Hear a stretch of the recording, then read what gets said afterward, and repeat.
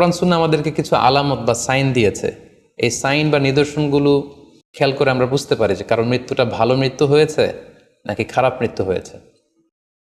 সেক্ষেত্রে শুরুতে আমরা আলামাতু সুইল খাতিমা, কারণ মৃত্যুটা খারাপ কিনা বা মন্দ মৃত্যু বা মন্দ বিদায় কিনা সেটা আমরা শুরুতে শুনবো।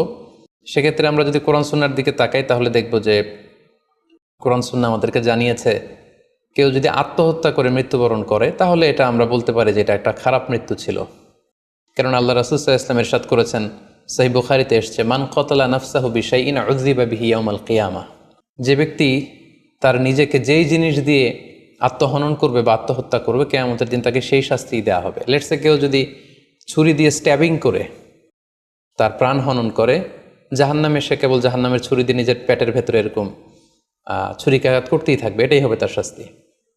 কেউ যদি বিষ পানের মধ্য দিয়ে সুইসাইড করে তাহলে জাহান্নাম